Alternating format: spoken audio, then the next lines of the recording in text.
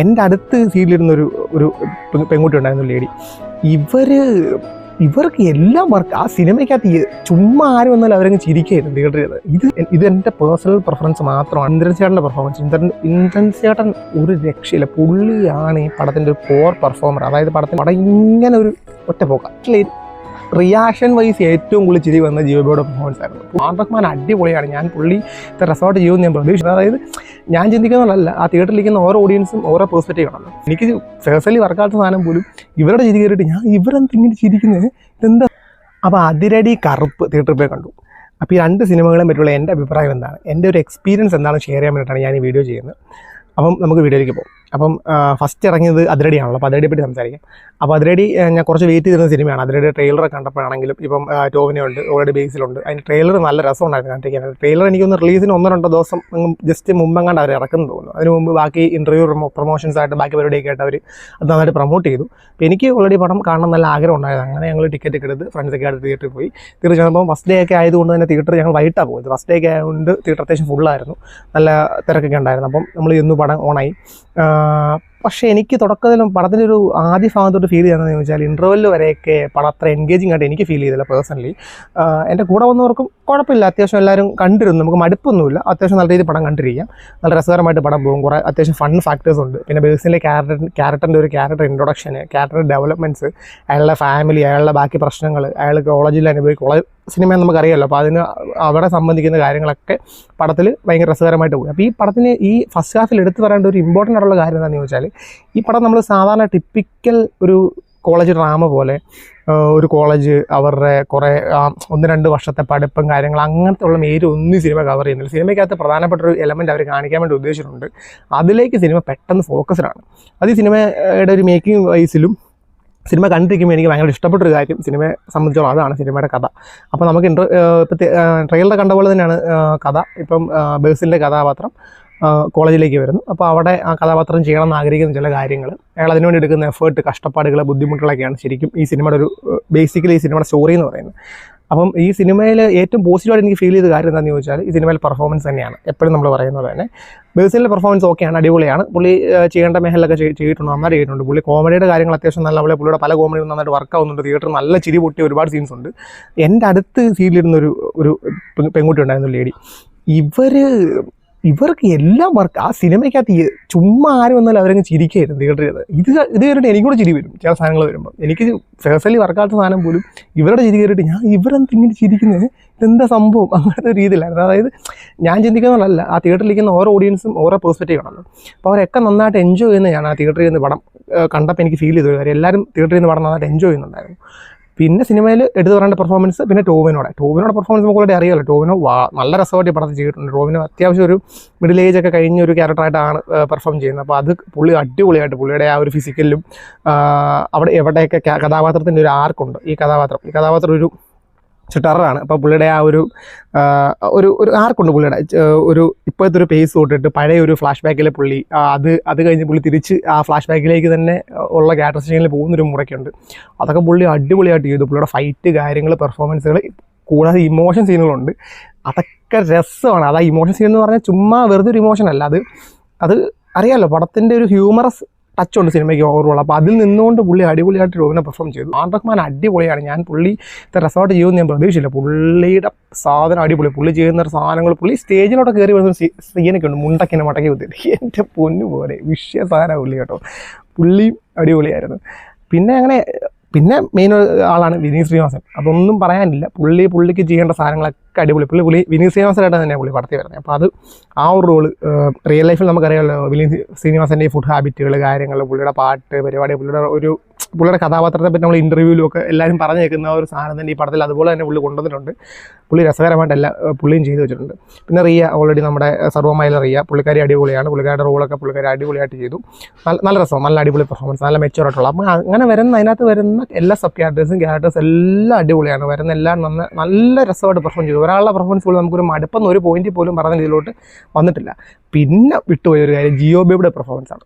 എൻ്റെ ഒരു രക്ഷയില്ല. എനിക്ക് തോന്നുന്നു ഒരു സീനുണ്ട്, പുള്ളി ഇങ്ങനെ ഇവർ പുകഴ്ത്തി പറഞ്ഞൊരു സീനൊക്കെ ഉണ്ട്. ആ സീനിലൊക്കെ പുള്ളി കൊടുക്കുന്ന റിയാക്ഷൻസ്, പുള്ളിയുടെ പെർഫോമൻസ് ഒരു രക്ഷയില്ല. ഞാൻ തിയേറ്ററിൽ റിയാക്ഷൻ വൈസ് ഏറ്റവും കൂടുതൽ ചിരി വന്ന ജിയോബിയുടെ പെർഫോമൻസ് ആയിരുന്നു. പുള്ളി ഒരു പോലീസുകാരൻ ടൈപ്പത്തിൽ അഭിനയിക്കുന്ന പുള്ളി അടിപൊളിയായിരുന്നു. സൂപ്പറായിരുന്നു പുള്ളിയുടെ കഥാപാത്രത്തിൻ്റെ പരിപാടികൾ. പിന്നെ സിനിമയിലെ അടുത്തൊരു നല്ല കാര്യമായിട്ട് തോന്നിയ സിനിമയുടെ ടെക്നിക്കൽ സൈഡ് തന്നെയാണ്. സിനിമ എടുത്തു വെച്ചിരിക്കുന്ന ഒരു ഡയറക്ഷൻ പരിപാടി, അതായത് സിനിമയുടെ അവിടുത്തെ വേൾഡ് ബിൽഡിങ്, പ്രൊഡക്ഷൻ ഡിസൈൻ, ബാക്കി കാര്യങ്ങൾ, എഡിറ്റ്, എല്ലാ പരിപാടിയും നല്ല രസമുണ്ടായിരുന്നു. സിനിമ ഒരു സെക്കൻഡ് ഹാഫ് കഴിഞ്ഞ് മെയിൻ കോൺഫ്ലിക്റ്റിലേക്ക് എത്തിക്കഴിയുമ്പോൾ ഞാൻ ഈ പറഞ്ഞ പോലെ തുടക്കത്തിൽ എനിക്ക് ഫീൽ ചെയ്ത് വലിച്ചിലൊന്നും ഫീൽ ചെയ്തില്ല. സെക്കൻഡ് ഹാഫ് കഴിഞ്ഞപ്പോൾ പടം ശരിക്കും ഓണായി. അവിടെ തൊട്ട് പടത്തിൻ്റെ ഒരു പ്രധാന കോൺഫ്ലിക്റ്റിലേക്ക് വരും.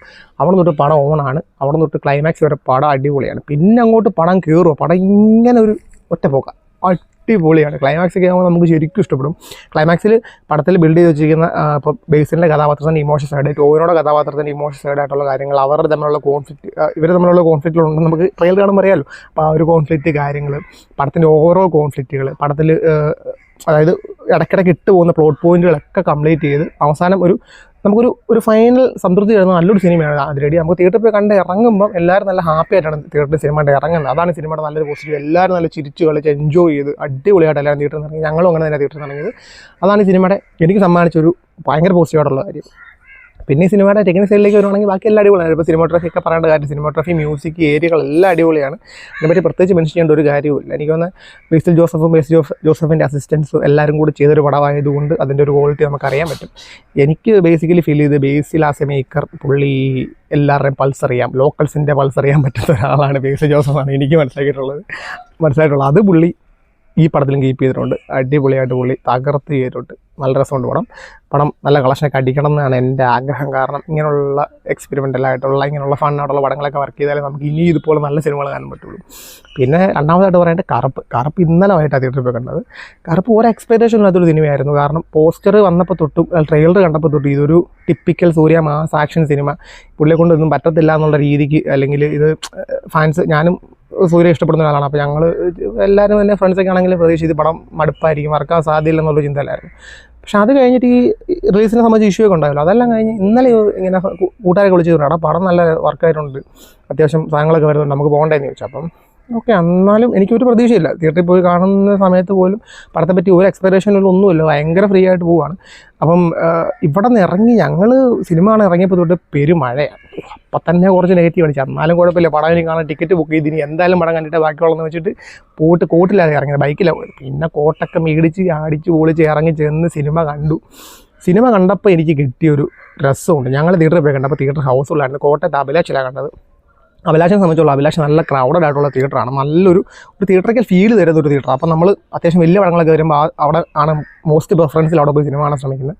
അപ്പം അവിടെ ചെന്നു ഓളം തിയേറ്റർ ഇളകി മറിയുന്ന എൻജോയ്മെൻറ്റ്. തുടക്കം തൊട്ട് സൂര്യയുടെ ഇൻട്രോ തൊട്ട് ഓരോ കഥാപാത്രത്തിനും ഇൻട്രോയ്ക്കും കയ്യടി, ഓളം വെപ്പ്, ഭയങ്കര രസം. നമ്മളൊരു ഉത്സവത്തിന് പോകുന്ന ഫീലായിരുന്നു നല്ല തിയേറ്ററിൽ കറുപ്പ് കാണാൻ പോയപ്പോഴത്തേക്കും. സിനിമയെപ്പറ്റി പറയുകയാണെന്നുണ്ടെങ്കിൽ ഞാൻ പേഴ്സണലി എക്സ്പെക്ട് ചെയ്ത ഒരു സിനിമയല്ല കറുപ്പ്. ഈ സിനിമ കണ്ടുകൊണ്ടിരിക്കുമ്പോൾ ഞാൻ ഇടയ്ക്ക് സിനിമ എങ്ങോട്ടേ പോകുന്നത്, ഇതിൻ്റെ ജോണർ ഏതാ, ഇത് ഞാൻ പ്രതീക്ഷിച്ച സിനിമയല്ല എന്ന് പറഞ്ഞാൽ ജോണർ എടുത്ത് നോക്കുമ്പോൾ ഇതൊരു ഫാൻറ്റസി ഡ്രാമ സിനിമയാണ്. അപ്പോഴെനിക്ക് മനസ്സിലായത് പക്ഷേ ഇതൊരു ഫാൻറ്റസി ഡ്രാമ സിനിമയേക്കാൾ അപ്പുറം കോമഡി ഫാൻറ്റസി ഡ്രാമ എന്നാണ് എനിക്ക് ഈ പടം കണ്ടപ്പോൾ ഫീൽ ചെയ്തത്. പേഴ്സണലി ഈ പടത്തിൽ ഒരുപാട് ടെക്നിക്കൽ ഇഷ്യൂസ് ഉണ്ട്. Technical issues means screen play വൈസോട്ടുള്ള സംഭവങ്ങൾ, അങ്ങനെ കുറച്ച് പ്രശ്നങ്ങളൊക്കെ ഉണ്ട്. പക്ഷേ എന്നതാണെങ്കിലും നല്ല ക്രൗഡിൻ്റെ കൂടെ പോയിരുന്ന് കണ്ടാൽ ശരിക്കും എൻജോയ് ചെയ്യാൻ പറ്റുന്ന സിനിമയാണ് ശരിക്കും ഈ കറുപ്പ്. അടിപൊളിയാണ്. ഞങ്ങൾ ശരിക്കും എൻജോയ് ചെയ്ത് തിയേറ്ററിൽ പോയിട്ട് ഇടയ്ക്കത്തെ പാട്ട് സീനൊക്കെ ആണെങ്കിലും അടിച്ച് പൊളിച്ച് ഡാൻസ് കളിച്ച് തകർത്താണ് സിനിമ കണ്ടത്. അപ്പോൾ എന്തായാലും അതാണ് കറുപ്പിനെ പറ്റിയുള്ള ഒരു എക്സ്പീരിയൻസ്. സിനിമ തിയേറ്ററിൽ പോയി കാണാൻ പറ്റുമ്പോൾ ശരിക്കും ഒരു എക്സ്പീരിയൻസ് സിനിമയാണ്. തിയേറ്ററിൽ തന്നെ കാണണം പറ്റുമെങ്കിൽ, നിങ്ങൾ സിനിമ കാണുന്നുണ്ടെങ്കിൽ ഇത് OTT വെയിറ്റ് ചെയ്യുക. അതിരടി വേണമെങ്കിൽ നിങ്ങൾക്ക് തിയേറ്ററിൽ പോയി കാണാൻ പറ്റുന്നൊരവസ്ഥ അല്ലെങ്കിൽ പോലും തിയേറ്ററിൽ OTT കാണാൻ പറ്റും. പക്ഷേ ഞാൻ പറയുകയാണെങ്കിൽ ഈ രണ്ട് സിനിമകളും ശരിക്കും ഒരു ഫെസ്റ്റീവ് മൂഡാണ്. ഈ തിയേറ്ററിൽ കാണുന്ന രീതിയിൽ തിയേറ്ററിന് വേണ്ടി ഉണ്ടാക്കിയൊരു സിനിമയാണ്. നമുക്ക് കാണും പറയാൻ പറ്റും, അങ്ങനെ നമുക്ക് എൻജോയ് ചെയ്യാൻ പറ്റും. നമ്മൾ ത്രസിപ്പിക്കുന്ന ഒരു മേക്കിങ്ങും അതിൻ്റെ BGM പരിപാടികളും അങ്ങനത്തെ വലിയ സ്കെയിലിങ്ങിലുള്ള ഒരു സിനിമയാണ് ശരിക്കും കറുപ്പും. ഈ പരിപാടി നല്ല രസമാണ്. നമുക്ക് സിനിമ തിയേറ്ററിൽ കാണണം പടം എന്നാണ് എൻ്റെ ഒരു അഭിപ്രായം. അപ്പം ഇങ്ങനെ കറുപ്പിനകത്ത് ഏറ്റവും പ്രധാനപ്പെട്ട പോസിറ്റീവായിട്ട് പറയുകയാണെങ്കിൽ കറുപ്പിൻ്റെ ഒരു കഥാ പരിപാടിയാണ് എനിക്ക് ഇഷ്ടപ്പെട്ടത്. കാരണം കറുപ്പ് ഇപ്പം ഒരു പൊളിറ്റിക്കൽ സറ്റയർ, ഫാൻറ്റസി ഡ്രാമ അങ്ങനെയൊക്കെ പറയാൻ പറ്റുന്ന ഒരു മൾട്ടി ജോണർ സിനിമയായിട്ട് എനിക്ക് ഫീൽ ചെയ്തത്. കാരണം ഒരുപാട്, അതായത് ഇപ്പം തമിഴ്നാട്ടിലെ നീതിന്യായ വ്യവസ്ഥയ്ക്കെതിരെ ഉള്ളൊരു സംഭവമാണ് ശരിക്കും സിനിമ. അതിൻ്റെ ഒരു പൊളിറ്റിക്സും കാര്യങ്ങളൊക്കെ പറഞ്ഞു നോക്കുന്നൊരു പടമാണ്. ഇതിനകത്ത് ഏറ്റവും ഓൾറെഡി നിങ്ങൾ റിവ്യൂ കാണുമ്പോൾ എല്ലാവരും പറയുന്നത് ഇപ്പോൾ ഇന്ദ്രൻ ചേട്ടൻ്റെ പെർഫോമൻസ് ഇന്ദ്രൻ ചേട്ടൻ ഒരു രക്ഷയില്ല. പുള്ളിയാണ് ഈ പടത്തിൻ്റെ ഒരു കോർ പെർഫോമർ. അതായത് പടത്തിൻ്റെ ഫസ്റ്റ് ഹാഫ് എന്ന് പറയുമ്പോൾ പടത്തിൻ്റെ സ്റ്റോറി, ഒരു എന്താണ് അവിടുത്തെ വേൾഡ് ബിൽഡിങ്, എന്തൊക്കെയാണ് സംഭവങ്ങൾ, എന്തൊക്കെ ബിൽഡ് ചെയ്യുന്ന ഒരു പരിപാടിയിൽ ഉള്ളൊരു പെർഫോമൻസ് ഉണ്ട് ഇന്ദ്രൻ ചേട്ടൻ്റെ. അത് പുള്ളി തകർത്തു. പുള്ളി എന്തൊരു പെർഫോമൻസ്. അതുപോലെ തന്നെ അനഘയൊക്കെ അടിപൊളി. ഇവർ രണ്ടും പൊളിയാണ്. അവരുടെ സീനുകൾ അവർ ശരിക്കും മലയാളികളുടെ സിനിമയിൽ ചെയ്യുന്നത്. അത് എൻ്റെ മോനെ രണ്ടുപേരും അടിപൊളി. ഇന്ദ്രൻ ചേട്ടനൊക്കെ നമുക്കറിയാമല്ലോ. പുള്ളിയുടെ എനിക്ക് തോന്നുന്നത് ഒരു ബുദ്ധിമുട്ട് തോന്നിയെന്ന് വെച്ചാൽ പുള്ളിയിലൊരു പെർഫോമൻസ് സീനുണ്ട്, അടിപൊളി ഒരു സീനുണ്ട്. ആ സീന് എനിക്ക് തോന്നിയ കേട്ടോ, അവരെടുക്കേണ്ട പോലെ അല്ല സിനിമ എടുത്ത്. പുള്ളിയുടെ മുഖത്തൊരു ക്ലോസ് ഒന്നുമില്ല. അതെനിക്ക് തോന്നുന്ന ഒരു ഫീൽ കിട്ടാൻ വേണ്ടിയാണ്. അത് സൂര്യയ്ക്ക് കൂടുതൽ ഇമ്പോർട്ടൻസ് കൊടുത്ത് എടുത്തൊരു ഷോട്ട് പോലെയൊക്കെ എനിക്ക് തോന്നി. ഭയങ്കരമായിട്ടൊരു ഇമോഷൻ സീനൊക്കെ വരുമ്പോൾ പുള്ളി അങ്ങ് അഭിനയിച്ച് തകർക്കുകയാണ്. പുള്ളി അതുപോലെ തന്നെ അനഘ അടിപൊളിയാണ്. പുള്ളി സ്വാസികയുണ്ട്, കുറേ മലയാളികളുണ്ട്, ഒത്തിരി പേരുണ്ട് എല്ലാവരും. പിന്നെ അതുപോലെ നമ്മുടെ ഡയറക്ടർ തന്നെയാണ് ഈ ബേബി എന്ന് പറഞ്ഞ കഥാപാത്രം ചെയ്യുന്ന ഒരു വക്കീലായിട്ട് അഭിനയിക്കുന്ന സൂര്യയുടെ ഓപ്പോസിറ്റ് ആയിട്ടുള്ള ഒരു ക്യാരക്ടർ. പുള്ളിയൊക്കെ രസമായിട്ട് ചെയ്ത് വെച്ചിട്ടുണ്ട്. അടിപൊളിയാണ്. പിന്നെ സിനിമ ചർച്ച ചെയ്യുന്ന വിഷയം എന്ന് വെച്ചാൽ ഭക്തി, അത് ഒരു ഭക്തി, ദൈവം എത്രത്തോളം ദൈവത്തിന് സമൂഹത്തിൽ നമ്മളിപ്പോൾ നമുക്കറിയാവുന്ന കാര്യങ്ങൾ. ഇപ്പോൾ ദൈവം എന്ന് പറയുന്ന കൺസെപ്റ്റ് പുള്ളിക്ക് എത്രത്തോളം സമൂഹത്തിൽ ഒരു ഈക്വാലിറ്റി കൊണ്ടുവരാൻ പറ്റും, അല്ലെങ്കിൽ പ്രശ്നങ്ങൾ എത്രത്തോളം പരിഹരിക്കാൻ പറ്റും എന്നുള്ള നമ്മുടെ സ്വാഭാവികമായിട്ടൊരു ചോദ്യമുണ്ട് സാധാരണ ഒരു മനുഷ്യൻ എന്ന നിലയിൽ. അതിനൊക്കെ സിനിമ നന്നായിട്ട് അഡ്രസ്സ് ചെയ്യുന്നുണ്ട്. അത് സിനിമയുടെ ഒരു ഭയങ്കര രസമായിട്ട് തോന്നി. പിന്നെ സിനിമയിൽ ഇപ്പോൾ കോടതി, നീതിന്യായ വ്യവസ്ഥ, ഇതിനകത്തൊക്കെ ഉണ്ടാകുന്ന പ്രശ്നങ്ങളെയൊക്കെ സിനിമ നല്ല രീതിയിൽ കാണിക്കുന്നുണ്ട്.